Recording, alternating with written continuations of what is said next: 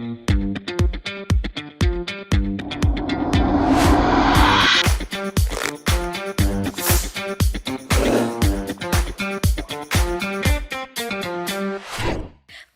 una vez más a Espinosa Podcast. Hoy estaremos hablando sobre un tema que a todos nos interesa, que es la ciberseguridad y sobre los delitos cibernéticos. Y para eso tengo un especialista en el tema. Él es Levi Francisco Pineda Rueda, inspector de la Policía Cibernética de la Secretaría de Seguridad y Protección Ciudadana. Bienvenido. Gracias, buenos días. De entrada, es importante saber cuándo inició la Policía Cibernética aquí en el estado. Nosotros iniciamos operaciones desde el 2015, aproximadamente enero o febrero, a través de la Secretaría de Seguridad y Protección Ciudadana.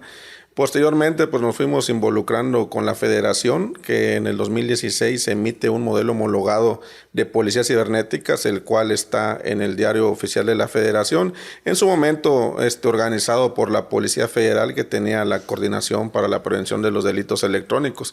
Desde esos años, realmente hemos tenido capacitación muy especializada de manera anual. Obviamente ahora con la Guardia Nacional a través de la Dirección General Científica y también con la Secretaría de Seguridad y Protección Ciudadana Federal, que ambas tienen sus ramas de ciberseguridad. Tenemos capacitación especializada con el FBI, Interpol, organismos internacionales como la UNODC, entre otros organismos como el Homeland Security de Estados Unidos, del Departamento de Seguridad Nacional, entre otros. ¿En qué consisten esas capacitaciones? Bueno, realmente, pues precisamente muchos delitos que nosotros vemos se dan en el Internet de superficie. ¿Qué llamamos el Internet de superficie? Pues todo lo que utilizan nuestros adolescentes, nuestros familiares, los ciudadanos normales, es decir, redes sociales como Facebook, Twitter, nuestros correos electrónicos como los que pertenecen a Google, como Gmail, Hotmail, lo que era Hotmail, ahora Outlook, entre otros. Google es un motor de búsqueda, otras redes sociales, etcétera, ¿no? Entonces, estas empresas en su mayoría pues tienen residencia en Estados Unidos, pero a través de capacitaciones donde precisamente personal de estas empresas como ahora Meta, Twitter, Google, nos capacitan, ¿no? Cómo podemos tanto prevenir ciertas conductas en el ciberespacio, que es un espacio más de acción de la seguridad también mencionarlo, y cómo podemos obtener información a través obviamente de los canales conducentes bajo la normatividad vigente en estrecha coordinación con el Ministerio Público. Esa es parte de la coordinación que tenemos con este tipo de empresas y la capacitación. También en temas tal vez más específicos, más técnicos, como puede ser la informática forense, es decir, extraer información de un dispositivo móvil, de una tablet, de una computadora, todo lo que tenga que ver con almacenamiento electrónico y obviamente respetando las buenas prácticas políticas para que esa información que nosotros extraigamos y también sea analizada, pues pueda ser presentada en un proceso jurídico y también llegar a una etapa sobre todo de juicio oral, ¿no? Estadísticamente, ¿cuál es como el delito que más incide aquí en el estado, el delito cibernético que más incide? Es muy habitual que atendamos delitos de fraude en diversas modalidades. En términos, pues, si lo quieren ver así, del Código Penal, pues es el fraude como tal, ¿no? Comúnmente los ciudadanos pueden decir fraude electrónico, fraude cibernético, pero a final de cuentas, pues es el fraude, es decir, una persona que tal vez accedió a una red social, como puede ser en Facebook, al Marketplace, o incluso desde una simple búsqueda en Google que se le ocurrió buscar, no sé, una mochila. Recuerden que los resultados de Google, pues Google es una empresa, los primeros resultados, siempre lo mencionamos, nos pueden dirigir a una página apócrifa, es decir, que un delincuente posicionó un resultado ahí, pudo haber pagado para posicionarlo y nos dirige a una página de comercio electrónico completamente falsa. El ciudadano pues realiza pagos directamente por plataformas como puede ser Oxxo, incluso una transferencia bancaria, interbancaria, y pues se consuma el fraude, nunca le llega el producto, de cosas desde muy sencillas tal vez de 300, 500 pesos hasta fraudes muy grandes de equipos de electrodoméstico, incluso computadoras, ¿no? Que ya tienen mayor impacto, incluso hasta vehículos. Hemos tenido casos que involucran vehículos y sobre todo maquinaria pesada. Ya va dependiendo pues de las acciones que realice el ciudadano, pero caso último, lo que mencioné, una maquinaria pesada, pues algún empresario que tiene una constructora se le hizo fácil buscar en internet alguna maquinaria, vio una supuesta subasta, si lo quieres ver así, o remate, sobre todo remate es la palabra que utilizan mucho. realizó un pago interbancario y pues de una sola exhibición, pues un fraude de 500 hasta 800,000 pesos, ¿no? Y hemos tenido también de millones de pesos. Entonces, como quien dice, no es recomendable hacer compras por las plataformas de Facebook, la famosa plataforma Marketplace, que es un enlace de Facebook, porque de ahí se derivan muchísimos fraudes que pues no ser una plataforma segura, como Amazon o como Mercado Libre. Sí, claro. De hecho, nosotros lo hemos exaltado mucho en el material de prevención que emitimos de manera constante en nuestra página de Facebook, Twitter y a través de la página de la Secretaría de Seguridad y Protección Ciudadana. Marketplace pues no es una plataforma, como bien mencionas, confiable. Sí propicia el comercio electrónico. Muchas personas realmente ahí hacen sus ventas y sus compras, ¿no?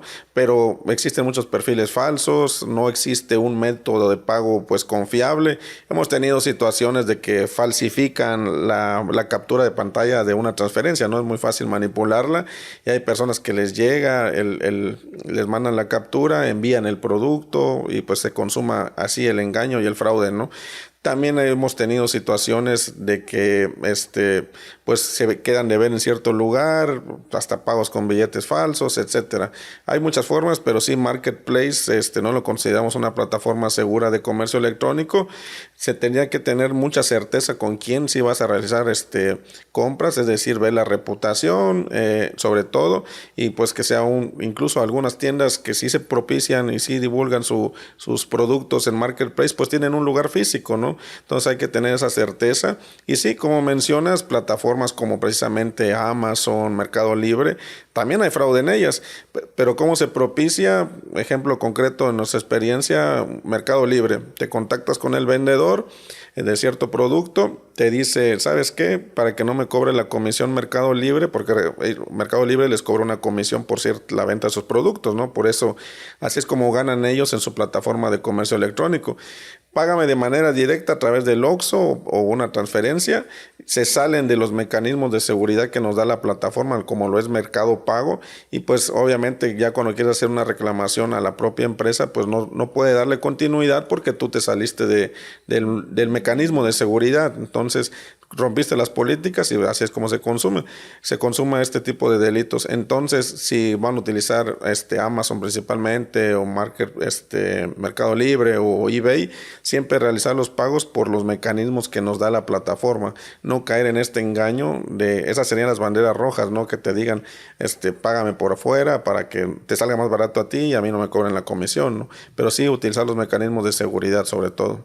Y pues en la actualidad también mencionar que existen las tarjetas virtuales o digitales, que donde puedes delimitar tú qué monto vas a establecer en esa tarjeta digital. Lo podemos hacer desde la app de nuestro banco y ya esa tarjeta regularmente es válida en la mayoría de plataformas de comercio electrónico, es más segura. Recuerden que tiene un token de verificación, lo que se llama lo que viene atrás de la tarjeta, que es dinámico y tiene una cierta duración. Entonces, les digo, sería una alternativa también para brindar mayor seguridad a los ciudadanos. Otra plataforma que también han sido víctimas de fraudes, porque a muchas familias han extorsionado, es en WhatsApp, que se ha robado, que muchas personas han sufrido de que le roban mucho el WhatsApp. ¿Cómo funciona esto? Bueno, hay varias modalidades, pero realmente lo que debe tener en cuenta el ciudadano, que todo versa en el token de verificación. Mientras ese token no lo acceda un tercero, realmente va a ser muy difícil que alguien pueda vulnerar tu cuenta o robar tu cuenta de WhatsApp. Caso concreto, ¿cómo lo evitaríamos? Con la autentificación en 2 pasos. Que en WhatsApp tengas la autentificación en 2 pasos, vinculado a un correo electrónico para dado momento se proceda a la recuperación.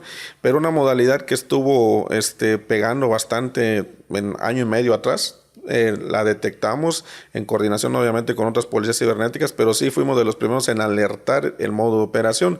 Incluso muchos personajes políticos así se vieron vulnerados sus cuentas de WhatsApp, porque la campaña que hicieron estos delincuentes primero se fueron por personajes políticos, empresarios, fue bajando ya la ciudadanía en general y fueron perdiendo sus cuentas, ¿no?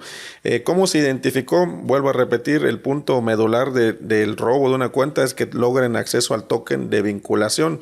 ¿En qué sentido? Recuerden, primero, cuando instalamos WhatsApp, lo instalas en tu móvil y te dice que te va a mandar un código de 6 dígitos comúnmente. Se puede hacer de dos formas. Va a llegar por un mensaje de texto o por una llamada, porque es común que no te llegue el mensaje. Entonces ya tú le das la opción que te haga una llamada. Esa llamada pues es robotizada desde los servidores, obviamente, de WhatsApp en Estados Unidos, y ese era como el primer identificador o indicador o un red flag, que mirábamos una llamada que provenía de una alada +1, es decir, una alada internacional de Estados Unidos, Canadá, pero en concreto de Estados Unidos. Entonces, ¿qué hacía el delincuente en esa modalidad que detectamos? Lo hacía en altas horas de la madrugada. Entonces, deberías saber tu número, es el primer punto. En otro teléfono iniciaba el proceso de instalación de WhatsApp, indicaba tu número, pero en otro móvil, y entonces decía, ¿cómo te mandamos el token de verificación? Por llamada. La llamada te caía a ti, pero eran altas horas de la madrugada. ¿Cuál era el error de WhatsApp? De que al ver que tú no contestabas, dejaba el token en tu buzón de voz. Y el buzón de voz es algo que como ciudadanos pues realmente ya no lo usamos en la actualidad. Entonces precisamente optamos más para que alguien nos deje un mensaje de WhatsApp, pero el buzón de voz de facto, de fábrica, si no lo configuramos en las principales compañías, tiene pines de verificación de 000, 111, 1234, y yo puedo consultar remotamente tu buzón de voz. Entonces el delincuente, ya estaba el token en tu buzón, lo que hacía era entrar a tu buzón de voz, probar los tokens 000, 111 o 1234, y escuchaba el token, y así es como vinculaba la cuenta. ¿Qué empezaron a hacer los delincuentes? Habilitar la autentificación en 2 pasos en el dispositivo, y eso nos empujaba de que el ciudadano tenía que esperar por lo menos 7 días para recuperar su cuenta. Se podía recuperar, sí, pero había que esperar esos 7 días. Bastaba que mandaran un correo electrónico a support@whatsapp.com, obviamente sustentar que eran los legítimos propietarios de esa cuenta, es decir, hay que tener mucha precaución, guardar a veces si tienen un plan renta, facturas, a veces lo damos por hecho que no nos van a servir, incluso alguna recarga, algo que acredite, hasta la factura de tu teléfono, porque el email es un dato muy indispensable. En términos generales, el email es como un número de serie único vinculado al dispositivo móvil de manera física, ¿no? Entonces esos datos podíamos proporcionarlos a WhatsApp y sí se iniciaba el proceso de recuperación. La mayoría de casos que tuvimos se lograron recuperar, obviamente algunos de mayor urgencia por la situación, pero ¿qué hacía el delincuente ya teniendo por lo menos 7 días tu cuenta? Los contactos no están en la nube de WhatsApp, están en tu teléfono, pero si alguien te mandaba a ti un mensaje y ya iban identificando, bueno, ya le habló la mamá, ya le habló el papá, ahora sí, va el otro gancho. En los casos que vimos de personajes políticos, pues identificaban quién era el que manejaba el dinero, tal vez, el tesorero, ¿no? Entonces le decían, suplanto la identidad, ya le robé el WhatsApp a un presidente municipal. Ahora, bueno, tesorero, necesito en este momento 20,000 pesos, 25,000 pesos, 30,000 pesos, a tal cuenta por tal situación, pero jefe, no es el procedimiento. Tú mándamelos. Y te está hablando supuestamente tu jefe, ¿no? Entonces se consumaban fraudes bastante grandes. Con los ciudadanos fue menos, algunas situaciones tal vez que me sucedió un accidente, necesito que me deposite 5,000, 7,000, hasta 10,000 pesos, pero bastantes ciudadanos cayeron en esto, ¿no? ¿Y qué sucedía? Pues los ciudadanos te reclamaban a ti, oye, te deposité 5,000, no era yo, era tal persona, pero ahora ¿cómo le hacemos? Aquí tenemos 2 situaciones. La primera, en términos de normativa, hay una suplantación de identidad y una intervención de comunicaciones a quien le roban el WhatsApp. Y la otra persona que desafortunadamente deposita, pues también tendría que denunciar por el delito de fraude. No indicando a esta persona, sino quien resulte responsable, ¿no? Pero sí, desafortunadamente WhatsApp tiene una política muy estricta en la conservación de datos. La propia política indica que todo se guarda en tu teléfono. En sus servidores de WhatsApp hay poca información. Entonces, en un proceso nosotros legal, si lo quieres ver así, ya cuando el Ministerio Público nos indica, investiguen este número de WhatsApp, podemos obtener la información, pero va a ser muy, muy poca. Hay otras líneas de investigación que seguir, como lo es las cuentas bancarias, pero eso es facultad del Ministerio Público, ¿no? Siempre hay líneas de investigación que seguir, pero todo depende de la denuncia también. Y es muy importante aclarar que, por ejemplo, muchos tenemos la idea que si nos roban el WhatsApp, el delincuente tiene acceso a nuestros contactos, a nuestras fotos, Pero no es así, todo se queda en el dispositivo. Lo único que tiene acceso es a lo que le llegue en ese transcurso momento. de los Ajá, 7 días, ¿no? Sí, creen que accedieron Sí, a nuestros ajá. contactos, no. De alguna forma los van identificando. También hay trabajo, si lo quieres ver así, de inteligencia que realizan los delincuentes. Por ejemplo, si mi objetivo era un presidente municipal de tal ayuntamiento, tal municipio, bueno, ¿quién es el tesorero? Tal vez con la información del propio directorio aparezca el número particular o alguna fuente abierta, que nosotros así le llamamos, identifico, bueno, ya tengo quién es el tesorero, ahora yo le mando un mensaje, ¿no? Ok. Pero sí, lo común era de que los propios contactos se comunicaran contigo y de alguna forma los iban identificando. Todo cae en el teléfono, es precisamente donde entran otras técnicas de lo que nosotros hacemos, como es la extracción de información a través de una intervención de comunicaciones. Obviamente eso es bajo normativa y todo legal, ¿no? En cuanto a Instagram, normalmente muchas chicas en una temporada fueron hackeadas sus cuentas como para enganchar a consumir contenido explícito de una página que se dedica a eso, ¿no? Entonces, a mí me sucedió ese caso de que de repente me roban la cuenta de Instagram y no puedo acceder, simplemente me bloquean y crean otra cuenta en donde invitan a todos mis contactos a consumir un contenido que yo no soy parte de eso, ¿no? Y se hizo muy común. Yo vi que esa práctica se estuvo haciendo muy común con diferentes chicas en mis contactos. ¿Cómo funciona eso? ¿Cómo lo hacen? Bueno, sí, igual lo alertamos de manera oportuna en su momento, pero no era tanto que hackearan, como coloquialmente se le dice, sino que era una suplantación de identidad. Ah, ok. Es decir, de alguna forma los delincuentes identificaban qué cuentas de Instagram tenían algún contenido no explícito, aclaro, sino que, por ejemplo, una persona, no sé, en una cascada fue muy común, en una alberca, traje de baño, etcétera. Entonces, esos eran sus contenidos principales. Entonces, creaban una suplantación de identidad, es decir, una cuenta falsa con las mismas características, nombre, fotografías que eran públicas, entonces era muy fácil descargarlas y copiarlas, subirlas, ¿no?, en la cuenta apócrifa.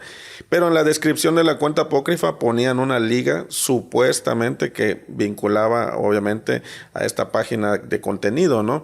Pero realmente ese contenido no existía. Lo que buscaban era acceder al usuario y contraseña de quienes sí tienen acceso a esas páginas y pues ver si tenían medios de pago vigentes en la página, porque recuerden que hay que tener un medio de pago para acceder a este tipo de contenidos, ¿no?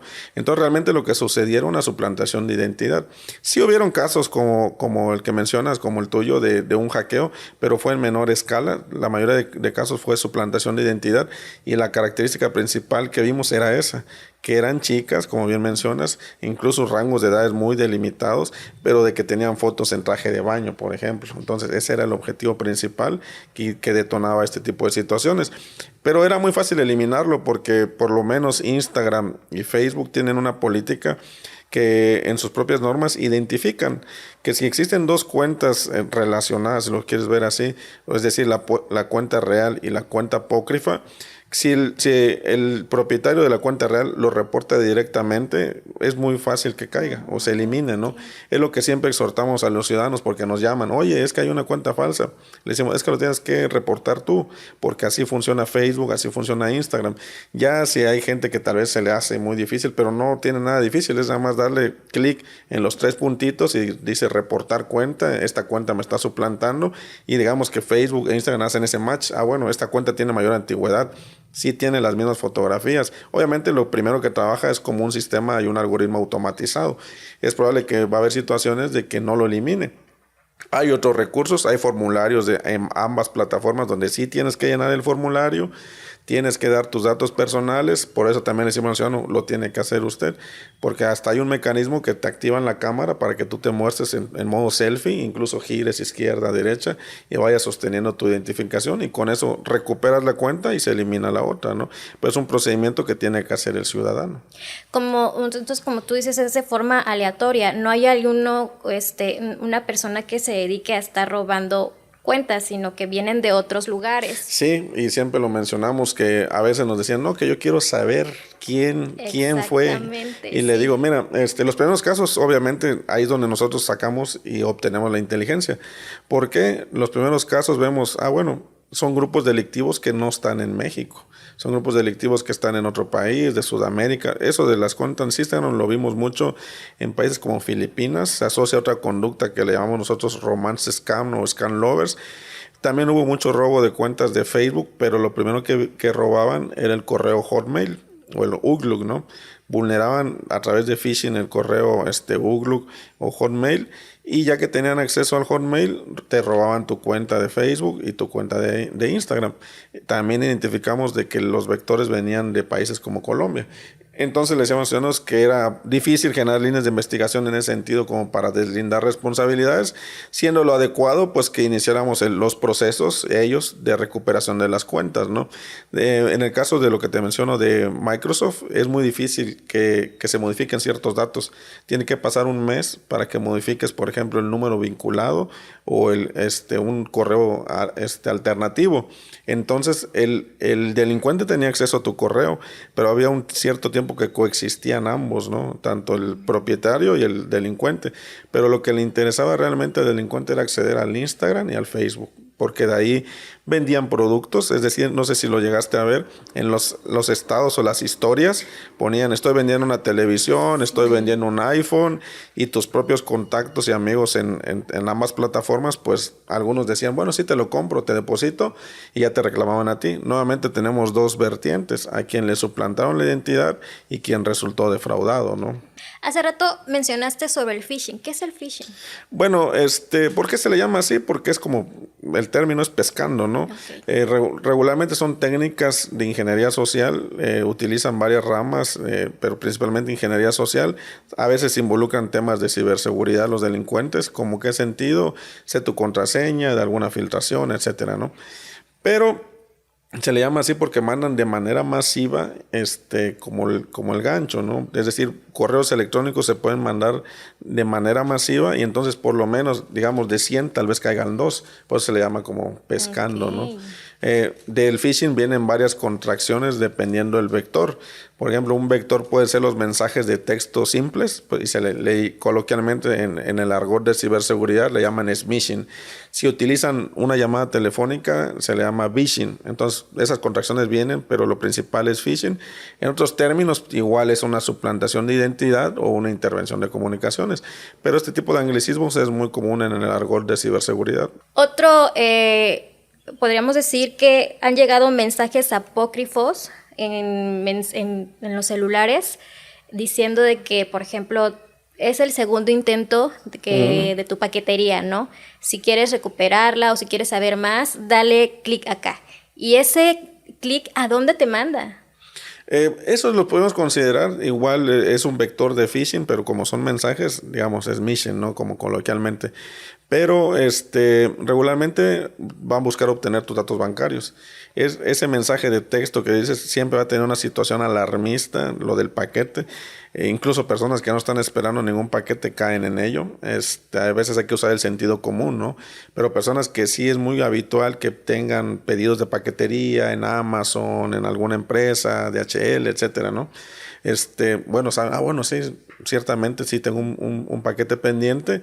Acceden y ahí les dicen, bueno, tienes que ingresar tus datos bancarios. ¿Qué datos? El número de tarjeta y el código de verificación que viene al reverso, ¿no? Y ahí es donde ya los delincuentes pues se hacen desinformación. También lo que hemos visto en esa modalidad que mencionas es de que les piden un pequeño pago de 100, 150 pesos para que en teoría el repartidor vuelva a hacer la ruta. Y pues viene siendo un pequeño robo hormiga a final de cuentas de personas que vienen cayendo en esto.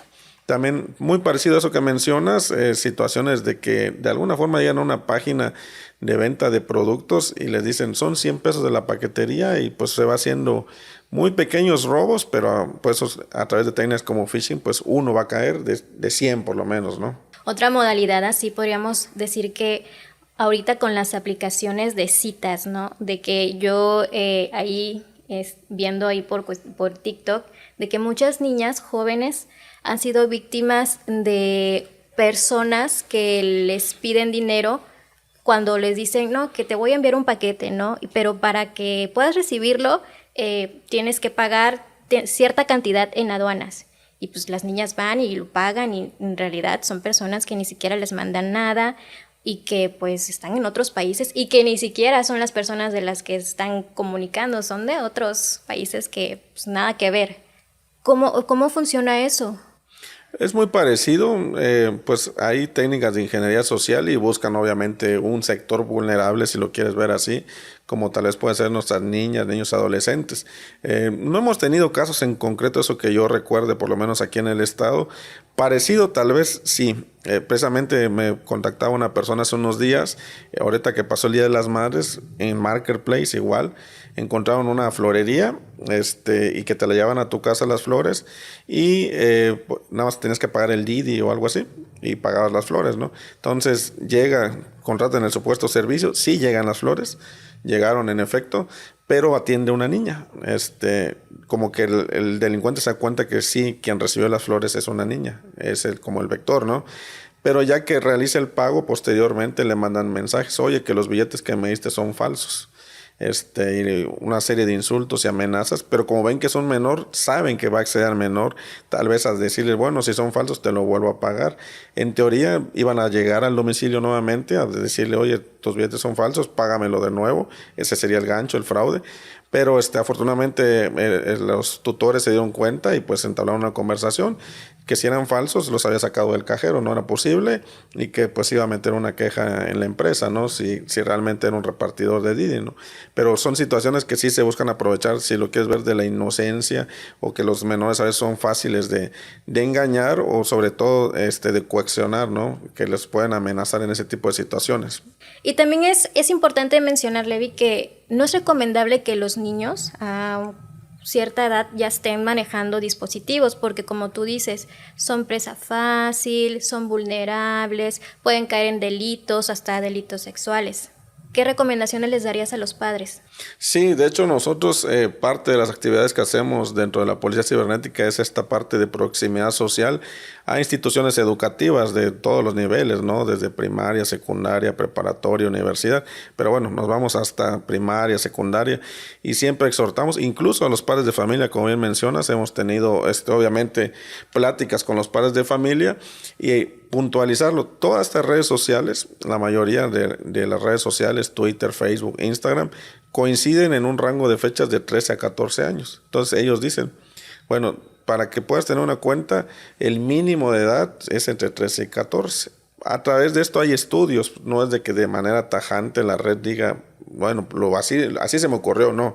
Hay estudios psicológicos de universidades muy prestigiosas de Estados Unidos y así lo delimitaron, de que ciertamente los menores son más propensos a caer en ciertas conductas, entre ellos el ciberacoso, sobre todo entre también la distribución de material de abuso sexual infantil, entre otras situaciones. Pero sí, desafortunadamente las empresas no tienen ahorita un control biométrico que pueda detectar que quien va a crear la cuenta pues tiene cierta edad, ¿no? Entonces ahí es donde entran los padres. Como padres, a veces nosotros mismos le facilitamos al menor, bueno, yo te voy a ayudar a crear tu cuenta, no sé, de TikTok, tu cuenta de Instagram, que es lo más habitual ahorita en los menores, o de otras plataformas tal vez que incluso no conocemos. Pero sí, a veces los padres deben tener esa parte de supervisar qué están haciendo sus hijos. Pueden usar tecnología, sobre todo, los controles parentales. Es muy habitual que algunas familias ya lo implementen. Supervisas qué está viendo, qué tiempo se está viendo. Incluso ante una situación de emergencia que el menor se extravía o no contesta, a través del control parental puedes identificar la ubicación del dispositivo, ¿no? Y en este caso, pues al menor. Entonces sí, utilizar tecnología, pero sobre todo la comunicación. Es muy importante que los padres platiquen con sus hijos qué puede suceder en las redes sociales. No todo es malo, obviamente, en redes sociales, pero sí hay delincuentes en redes sociales, ¿no? Cuáles son las situaciones en las que se pueden ver inmiscuidos, y también algo que se llama como civismo digital. Eso nos lleva a temas tal vez del bullying o el ciberacoso, de que también entre menores hay conflictos, ¿no? Entonces, inculcarles el buen uso de las tecnologías de la información sobre todo, ¿no? ¿Cómo podemos activar un control parental? Mira, el que nosotros hemos recomendado, porque sobre todo es gratuito, hay obviamente controles parentales que son de licencia, es decir, son de paga, pero el más habitual es el de Google, se llama Family Link y está disponible para ambas plataformas, tanto para la plataforma de Apple, que es el sistema operativo iOS, y Android. Entonces lo pueden instalar. Digamos que el dispositivo como maestro, si lo quieres ver así, va a ser el del tutor. Ya ese se vincula al dispositivo del menor y crea un vínculo. Entonces, el menor incluso no va a poder instalar ciertas aplicaciones, puedes delimitar el uso del dispositivo, es decir, a esta hora lo tienes que apagar y se apaga. Y sí, sería muy recomendable también delimitar el uso. Hace años, pues antes que disparara la pandemia, incluso la Organización Mundial de la Salud decía que un menor no debe estar más de 3, 4 horas en un dispositivo, en videojuegos, ¿no?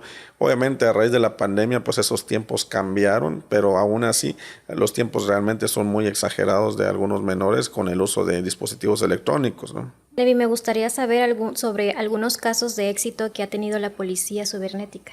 Bueno, a ver, recuerdo de una menor que estando en Tuxtla Gutiérrez, se pudo haber considerado trata de personas en su momento. Conoció a una persona adulta de nacionalidad centroamericana, si no mal recuerdo, de El Salvador, y por alguna situación desaparece la menor de su hogar y inicia todos los procesos, obviamente en coordinación con la Fiscalía General del Estado, a través en ese momento de la unidad como de personas desaparecidas. Se inician alertas Amber porque era menor de edad. Y nosotros iniciamos igual en colaboración todo el proceso de investigación. En el proyecto, en el proceso, identificamos la cuenta Facebook de la menor y la cuenta Facebook de en teoría quién era su novio, y pues sí sabíamos que tenía una nacionalidad distinta a la mexicana. Obviamente solicitamos la información a Facebook. Esos casos son primordiales para Facebook cuando un menor no es localizado. Nos pueden brindar la información de manera muy rápida. Si está disponible la coordenada GPS, la última, nos la dan, pero sobre todo el direccionamiento IP. Entonces iniciamos un proyecto y trazabilidad. Vimos que sus últimas conexiones desaparecían de Chiapas y desaparecían de México. Y había un lapso muerto de 16 horas. O sea, no habían conexiones en 16 horas.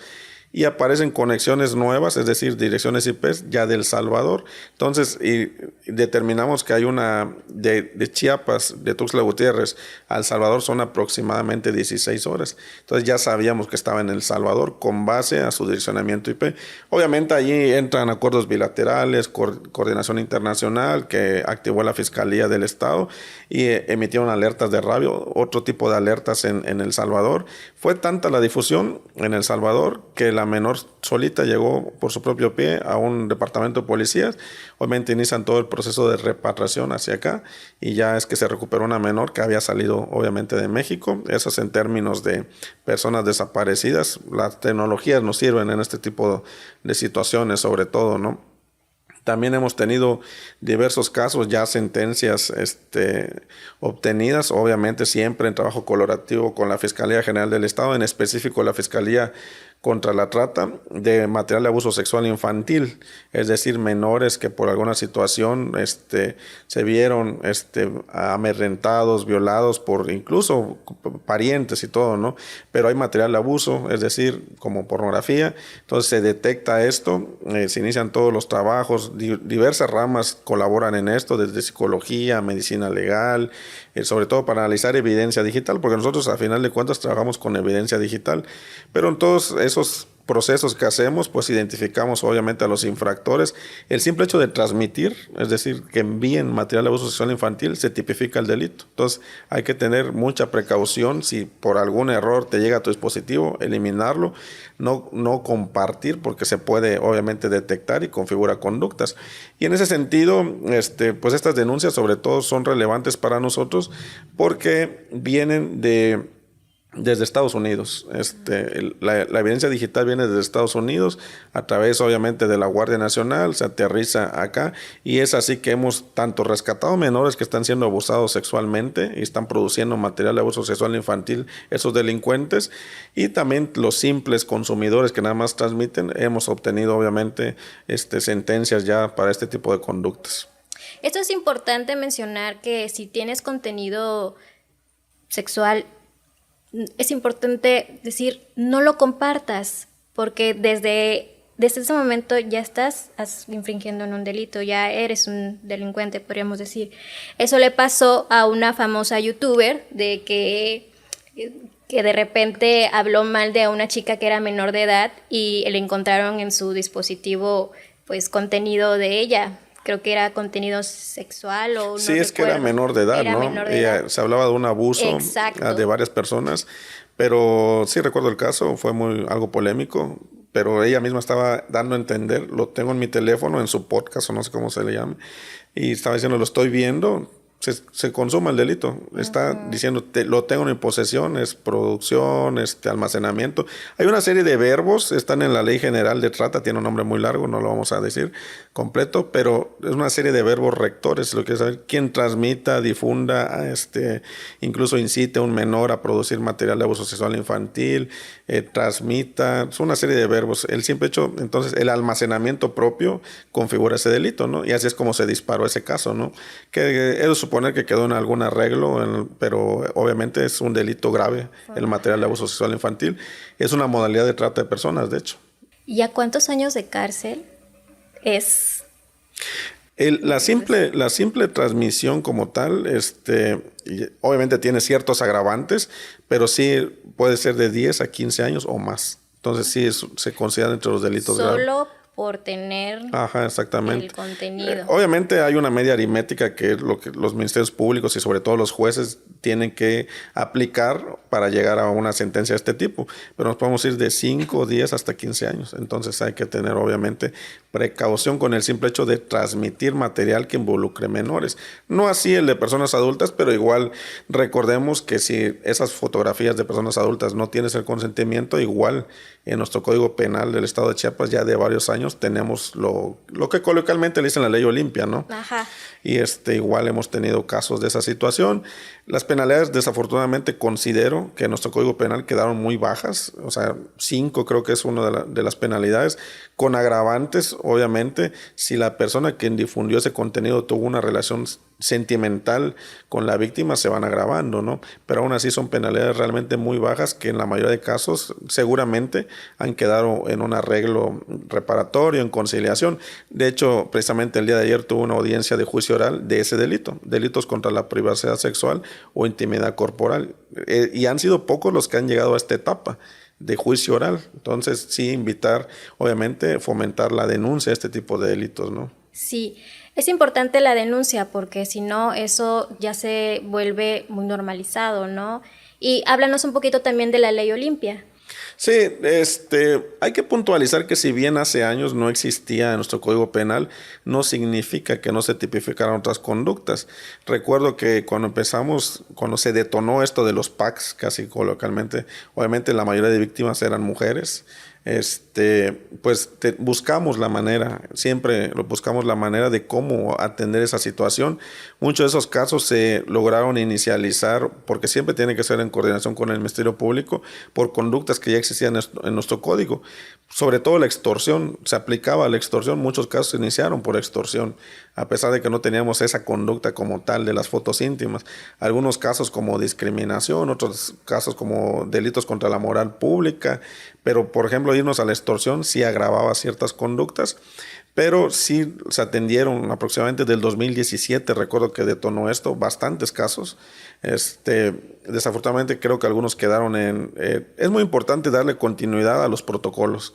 Por ejemplo, una situación de estas es muy importante que se hagan periciales en materia de psicología, y a veces las víctimas ya no querían seguir ese procedimiento y pues hay un desistimiento a final de cuentas, un poco falta de interés de la víctima, y entonces pues el Ministerio Público desestima ese expediente, ¿no? Eso ya no depende claramente de nosotros como policías, pero sí seguir los protocolos. La valoración psicológica va a robustecer la carpeta de información, porque en nuestra experiencia la difusión de contenido íntimo sí tiene una repercusión obviamente en las víctimas. Esa prueba en algún momento va a llegar a la etapa de juicio oral y, repito, robustece la teoría del caso, robustece muchas cosas. Pero ya una vez que se tipifica esta conducta en nuestro Código Penal, también mencionar que eso disminuye, saber que ya se está, obviamente que existen denuncias, que existe una sanción, pues los propios delincuentes dicen, bueno, ya tal vez ya no sigamos cometiendo esta conducta, pero también mencionar que todo esto empezó en Twitter, Facebook, tal vez Instagram, WhatsApp, pero también los delincuentes saben, bueno, ya estamos viendo que nos están detectando por estos canales, que por aquí sí puede haber una situación, migremos a canales más privados. Precisamente hemos visto y tenemos denuncias actuales en Telegram. Los delincuentes pues saben, bueno, Telegram como que me brinda más seguridad, etcétera, y en Telegram sí seguimos viendo difusión de packs, Pero ahí es donde entra obviamente la denuncia y la participación ciudadana, porque puede ser que algún ciudadano de alguna forma llegó a ese grupo y nos dice, bueno, aquí les va información de manera anónima de quién es el administrador, quiénes están compartiendo, y pues se inician los procedimientos obviamente de la denuncia, ¿no? También obviamente nosotros mediante patrullaje cibernético hacemos ese tipo de coberturas para identificar esos grupos, pero mencionarlo y muy importante, si involucra menores, nosotros podemos proceder de manera oficiosa, ¿no? Pero si son adultos, el Código Penal así lo estipula, requiere la denuncia, pues, de la persona, lo que tiene que llegar a denunciar esa parte, ¿no? Entonces, así hay que separar ese punto de vista, ¿no? ¿La policía cibernética puede saber la ubicación exacta de una persona? No, siempre actuamos bajo la normatividad vigente. Okay. En ciertas situaciones podemos obviamente aplicar un estado de emergencia, el código nos lo permite, el Código Nacional de Procedimientos Penales. Por ejemplo, lo que te dije de un menor, podemos activar todos los mecanismos que tengamos a nuestra disposición para localizar a ese menor y no estamos violentando ninguna norma, ¿no? Okay. Entonces, no, la gente cree que podemos intervenir. Sí. Fíjate que es muy habitual cuando una persona pierde un dispositivo, un iPhone, un Android, y nos dicen localícenlo. Digo, no funciona así. Lo podemos localizar si tú nos das o sabes cómo utilizar los mecanismos habituales en Android o iOS de localizar tu iPhone, localizar tu Android y te da una ubicación muy precisa. Pero fuera de ello, tenemos que seguir los procedimientos habituales, obviamente bajo el mandato del Ministerio Público, y tal vez ubicar la última posición, pero aún así pues requiere control judicial, ¿no? Entonces sí, el ciudadano a veces cree que podemos realizar eso, pero es una concepción errónea. Es decir, por ejemplo, mi exnovio difundió mi pack y sé dónde vive y sé que es él. Yo puedo decir que me acompañe a la policía cibernética para que detengamos, no sé, y lo llevamos a un proceso. Primero tengo que hacer mi denuncia. Claro. Antes que llamar a la policía. Sí, con los datos que tú mencionas en ese caso hipotético, pues ya tienes el nombre, dirección, facilitarías muchas cosas tanto al Ministerio Público, a la Policía de Investigación, porque hay trabajo que tiene que hacer la Policía de Investigación en su momento, tal vez detone en una diligencia de cateo que lo tiene que hacer un policía de investigación. Entonces sí, todos los datos que puedas aportar y también no alertar, porque ha habido casos de que no te voy a ir a denunciar y ¿qué sucede? Pues la persona elimina el contenido. Ciertas ocasiones podemos recuperar contenido eliminado, pero tiene que haber una serie de circunstancias para que esto suceda, ¿no? Pero ese dispositivo, como va a pertenecer al imputado, en su momento tal vez vinculado a proceso, pues para que nosotros podamos extraer la información igual se necesita una orden judicial. No así si tú aportas el dispositivo. Por ejemplo, te llegó una amenaza por WhatsApp, mensaje de texto, diciendo, ¿sabes qué? Voy a difundir tus fotografías en tu dispositivo. Tú lo puedes aportar de manera voluntaria, obviamente al Ministerio Público, y ahí se levanta el secreto. No necesitamos en ese caso la intervención, la orden judicial, porque tú de manera voluntaria lo estás aportando. Eres parte de la comunicación.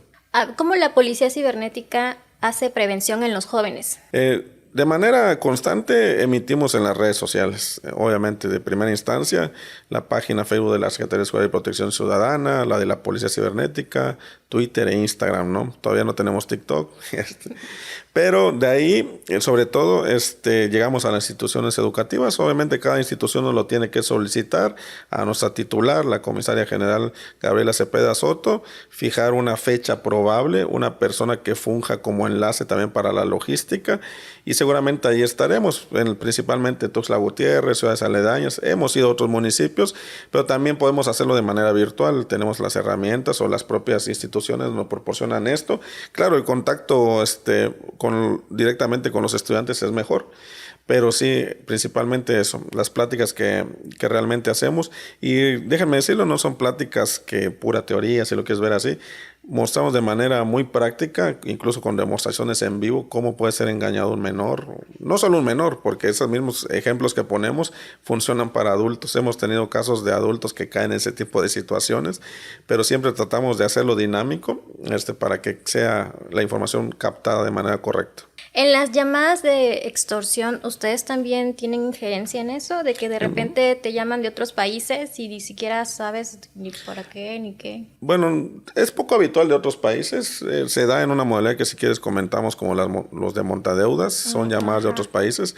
Pero en concreto las llamadas de extorsión, tenemos un programa que incluso se ha buscado por parte de la Federación que sea replicado, pero inició aquí en la Secretaría de Seguridad y Protección Ciudadana, que es la aplicación No Te Enganches. Fue desarrollada por la Unidad de Tecnologías de la Secretaría de Seguridad.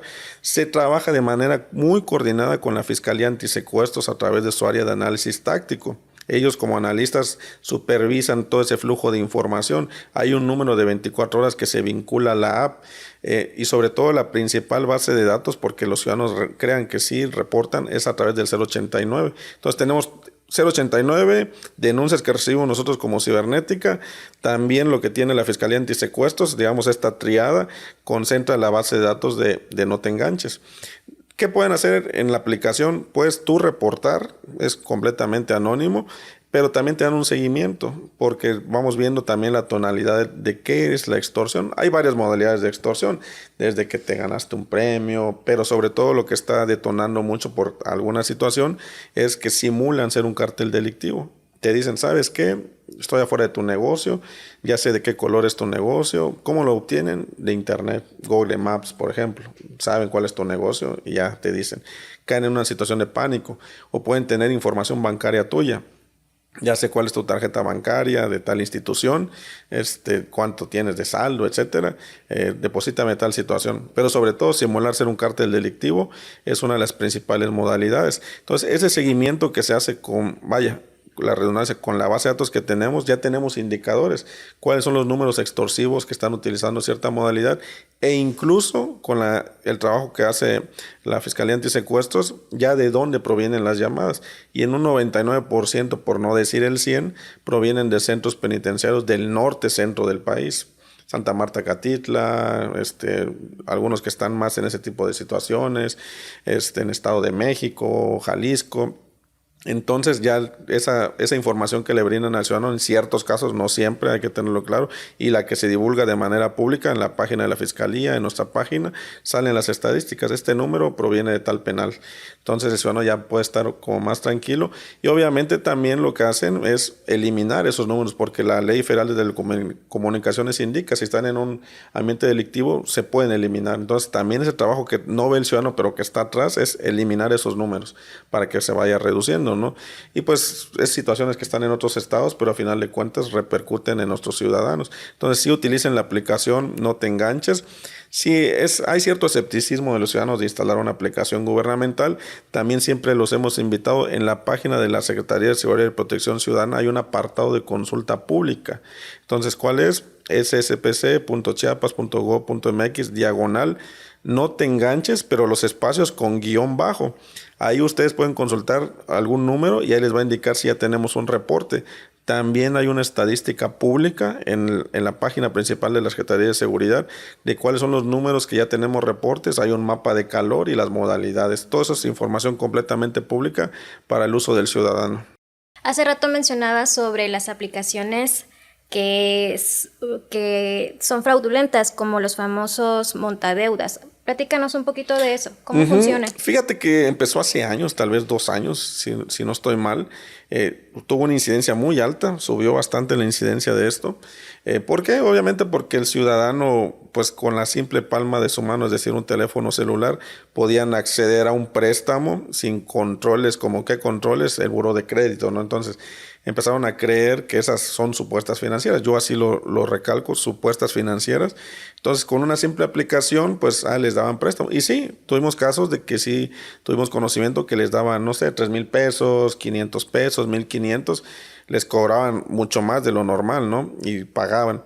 Pero se empezó a detectar de que el simple hecho de instalar la aplicación, estas aplicaciones tenían mayor presencia en Android, en iOS vimos muy pocas, pero sí existieron, pero principalmente en la plataforma de Google.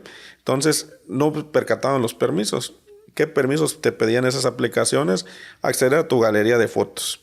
primer como bandera roja, ¿no? Acceder a tus contactos, a tu ubicación en tiempo real y entre otros datos principales. Con esa información, por lo menos estas tres, empezaba todo un proceso extorsivo. Incluso a personas que ni siquiera pidieron el préstamo, nada más por curiosidad instalaron la aplicación y empieza todo un proceso de que con una fotografía que obtuvieron de tu galería, incluso cuando instalas la aplicación, fingía un supuesto control biométrico. Pues te tomabas la foto tipo selfie y ya tenían tu cara.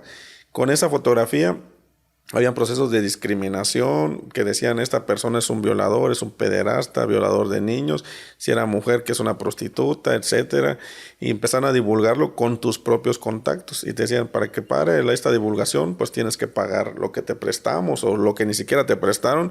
Entonces se configura extorsión, es una extorsión. En otros estados lo manejaron con otros delitos como cobranza ilegítima. Y las personas que sí les daban el préstamo los amenazaban, vamos a hacer una diligencia de cateo, vamos a embargar tus bienes. No sucede nada de eso, ténganlo en claro. ¿Por qué? Porque estas supuestas financieras, ninguna está regulada por la Conducef. Entonces no pueden darse esas injerencias. ¿Y qué recomendaciones dábamos? Si realmente necesitaban un préstamo, pues acercarse a financieras reguladas por la Conducef. Hay una página web de la Conducef, no tengo el dato correcto, pero se llama CIPRES, donde ustedes pueden consultar financieras en su estado y qué productos financieros tienen. Y ciertamente algunas de esas sí tienen aplicaciones, pero la mayoría de las que están en la Play Store de Google, el indicador va a ser ¿qué permisos te está solicitando? Si te está pidiendo permiso a contactos, galería de fotos, es un indicador que se trata de una aplicación de estas, como dices, montadeudas, ¿no? Levi, recuérdanos cómo debemos proteger nuestros datos para evitar ser víctima de un delito cibernético. Bueno, va a depender de qué situación, pero sobre todo algo que siempre mencionamos, pues la privacidad, ¿no? Es evidente que vamos a utilizar redes sociales, algunos. La fotografía de perfil pues es pública, a menos de que no quieras que exista tu foto de perfil, pues pon la silueta de una persona, ¿no? Fuera de eso, la privacidad, porque los delincuentes de ahí obtienen mucha información. Desafortunadamente los empresarios, pequeños negocios, van a tener que utilizar una página Facebook, divulgan su número telefónico, es normal, no pueden evitarlo. Pero también hay que reducir y sobre todo capacitar al personal. Por ejemplo, esa parte que te menciono, tengo un negocio. Es muy común en los hoteles de que la recepcionista o el recepcionista caiga en lo que se llama pues un fraude del directivo, así le llamamos. Ejemplo, le llaman al recepcionista y le dices, soy tu jefe, en la gaveta de mi escritorio hay 1,500 pesos o tanto dinero, sácalo. Y caen en ese tipo de situaciones, sacan el dinero y lo depositan. Y también lo del secuestro virtual, el vector viene siendo obviamente el recepcionista, pasa la llamada a una habitación y le dicen, ¿sabes qué? Pues somos un cierto cártel o ya sabemos dónde estás, mantienen ocupada la línea de tu móvil, se comunican con tu familia y tenemos secuestrado a tu familiar, se intentan comunicar contigo y no entra la llamada, ¿no? Así detona este tipo de situaciones, pero sí es capacitación también. Todo este tipo de capacitación también se le da a empresas, no solo nosotros, también obviamente la Fiscalía Antisecuestros, pero cuidar la privacidad es muy importante y obviamente capacitarnos y tratar de divulgar lo menos nuestra mancha virtual, si lo quieres ver así. Habemos personas que pues no podemos reducirla, pero sí puedes reducirla, a ver qué datos, búscate, así decimos como el ego surfing, o sea, como busca tu nombre correcto o variables de tu nombre en Google y mira qué aparece. Lo que puedes eliminar, elimínalo, ejerciendo tus datos ARCO, etcétera. Es una mala práctica también de transparencia, encontrar documentos con tu nombre, etcétera. Pero lo que se puede eliminar está dentro de tus derechos, solicitar la eliminación. Oye, Levi, otro miedo que a veces tenemos es que nosotros pensamos que la policía cibernética nos vigila. ¿Eso es verdad? No, claro que no. O sea, nuestra facultad parte de nuestras acciones viene del nombre de patrullaje cibernético, pero realmente lo que monitoreamos es la red pública de Internet, foros, páginas, aplicaciones como lo que te decía, Telegram, pero de ahí pues atendemos todo lo que nos solicite el Ministerio Público. Pero si hay una denuncia formal, no es que estemos vigilando, pero sí hacemos esas acciones obviamente de investigación, ¿no? Ok, no es que nos lean nuestros mensajes, no, claro que o no. vean nuestras videollamadas o vean nuestras fotos. Sí, no se puede. Realmente pues todo es bajo normatividad vigente y actual. pero sí es necesario, obviamente, las facultades que tiene el Ministerio Público de indicarnos nuestro marco de actuaciones conforme así en orden de presencia la Constitución, leyes generales, el Código Nacional de Procedimientos Penales, las obligaciones del policía, el propio reglamento que tiene la Secretaría. Porque si nosotros aportamos alguna información que no haya sido obtenida de manera legal, ese caso o esa prueba no va a ser válida hasta en el proceso de un juicio oral, ¿no? Entonces, todo tiene que ser con normatividad vigente y cuidamos mucho y puntualizamos mucho eso con las investigaciones que realizamos, ¿no? Si yo soy víctima de un delito, ¿dónde tengo que acercarme? ¿Cómo puedo llamarles? ¿O dónde hago mi denuncia? Bueno, regularmente somos el primer punto de contacto porque precisamente el ciudadano, se le ocurre, lo que me está sucediendo tiene una conducta electrónica, cibernética, pues me voy a acercar a la policía cibernética. De alguna forma contactan a nuestro número, tenemos el número 800-221-1484. También tenemos el correo cibernética@sspc.chiapas.gov.mx, que son los canales que buscamos. Algunas denuncias provienen obviamente del 089 también, que es una denuncia anónima, pero recordemos que va a haber datos que sí vamos a necesitar de manera muy concreta. Entonces sí, el primer punto podemos ser nosotros, le vamos a asesorar en qué información se requiere. Y a veces el ciudadano no necesariamente quiere deslindar, puede tener una situación como dices tú, un hackeo de Facebook, le decimos hay que hacer esto, le mandamos las infografías, los pasos a seguir y ellos nos dicen no, yo no quiero denunciar esto, o sea, un procedimiento ministerial, quiero obviamente que ese contenido se elimine, le damos la pauta. Por ejemplo, puede existir contenido íntimo en alguna plataforma y nos dicen nada más quiero que se elimine, no quiero iniciar un procedimiento. Les damos esa pauta. Pero si ya quieren deslindar, obviamente les decimos, se va a necesitar esto, va a acudir a tal lugar, el Ministerio Público de su localidad, o si están en Tuxtla Gutiérrez, pues la Fiscalía Metropolitana. Si podemos determinar desde ese punto que se trata tal vez de un delito que sea relacionado contra menores, puede ser alguna Fiscalía de Materia, como la Fiscalía de la Mujer, le indicamos acudan a la Fiscalía de la Mujer, o si se relaciona a material de abuso sexual infantil, pues diríjase a la Fiscalía contra la Trata, o si es extorsión, como mencionabas, puede ser en la Fiscalía Antisecuestros, ¿no? Ese tipo de situaciones, pues nosotros obviamente canalizamos conforme a cada situación. Va a haber denuncias que se inicializan desde nosotros, conductas que nosotros detectamos en el patrullaje cibernético. Realizamos nosotros la nota criminal, obviamente son en casos que actuamos de manera oficiosa, que detectamos, por ejemplo, que tal vez alguien está vendiendo billetes falsos porque se da en redes sociales, es competencia más de la FGR. Si detectamos que alguien está vendiendo fauna silvestre, es muy común en nuestro estado, pues obviamente igual FGR o a través de la Profepa ya inician todo un proceso, hemos tenido casos también de eso. Y también si detectamos la difusión de material de abuso sexual infantil o todo ese tipo de tonalidades que tiene que ver contra menores, nosotros hacemos la nota criminal, o situaciones de trata de personas o prostitución, como tal, vamos parte pues a la fiscalía que compete, ¿no? Y así es como se van inicializando los expedientes y las investigaciones. Ya para finalizar, Levi, hubo un tema muy viral que Coppel había sido hackeado, la lista de los clientes habían sido hackeados y que de repente se les borró, se les había eliminado lo que era la deuda.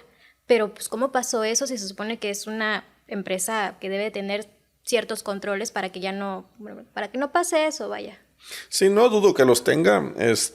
Incluso, como bien mencionas, muchos ciudadanos decían, ya no me aparece mi deuda, pero una empresa pues de esa magnitud evidentemente tiene lo que le llamamos backups o copias de seguridad, ¿no? Obviamente en el periodo de restablecimiento, porque hay todo un ciclo cuando sucede un incidente de ciberseguridad, hay que restablecer las operaciones, ¿no? En algún punto iban a restaurar ahora sí que el respaldo y pues iba a aparecer tu deuda, ¿no? Entonces no se borró. Pero ¿qué implica esto? Obviamente Coppel emitió un comunicado muy escueto que decía, sí tuvimos un incidente de ciberseguridad, no dice cuál. Evidentemente sí, quien puede actuar de manera oficiosa es el INAI, el Instituto Nacional de Acceso a la Información.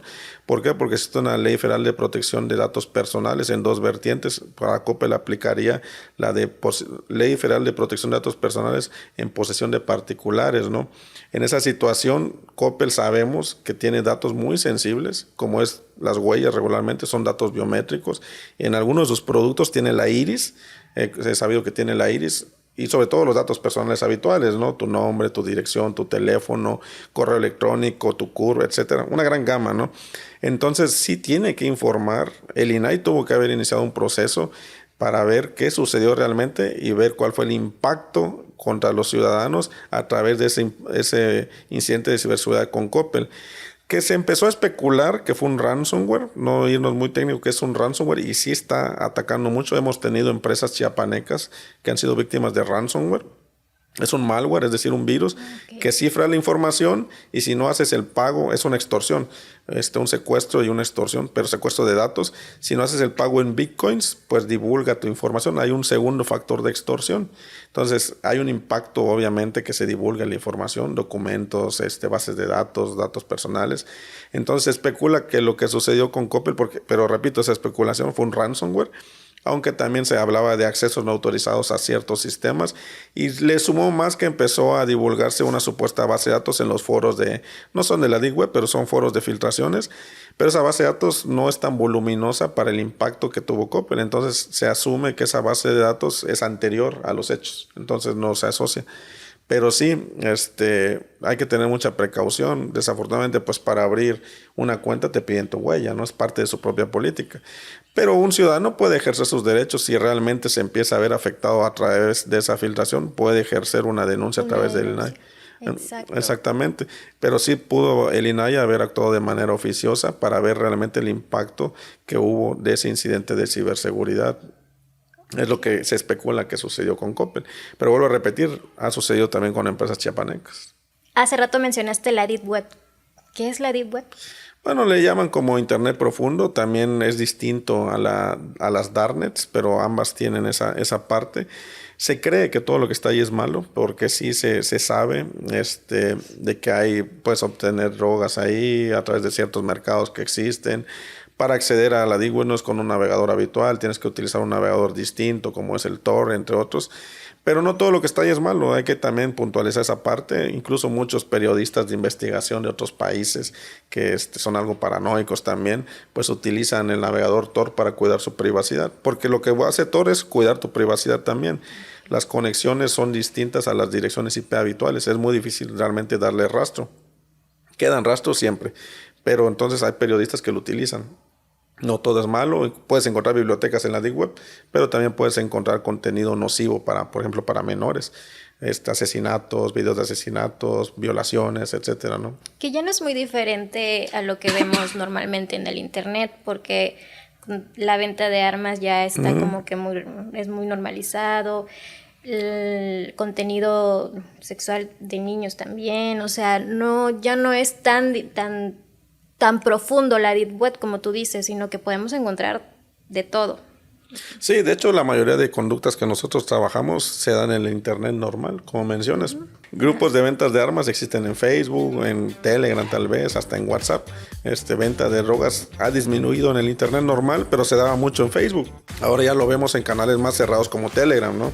Pues ahí es donde tenemos que hacer esa parte de investigación, tal vez una denuncia anónima de algún ciudadano. En este grupo están vendiendo ácidos, ciertas drogas, ¿no? Que es lo habitual, pero de ahí se miraba en el internet normal. Cierto es que en la Deep Web pues hay ese tipo de misticismo, pero no todo lo que está ahí es malo, ¿no? Lo que sí hay que tener mucha precaución a los que se animen a navegar ahí, ¿no? Porque puedes encontrar virus, malware que van a infectar tu dispositivo, va a disparar un ransomware. Lo que descargan ahí puede tener premio, como le decimos, ¿no? Una backdoor, etcétera, ¿no? Pero sí hay muchas situaciones. Bueno, Levi, me dio mucho gusto platicar contigo. Recuérdanos tus redes sociales. Sí, de la Policía Cibernética Chiapas en Facebook, en Instagram, igual en Twitter nos pueden encontrar, y también la Secretaría de Seguridad y Protección Ciudadana y nuestro correo electrónico cibernética@sspc.chiapas.gov.mx. Muchas gracias, Levi, por estar aquí. aquí. Gracias a ustedes.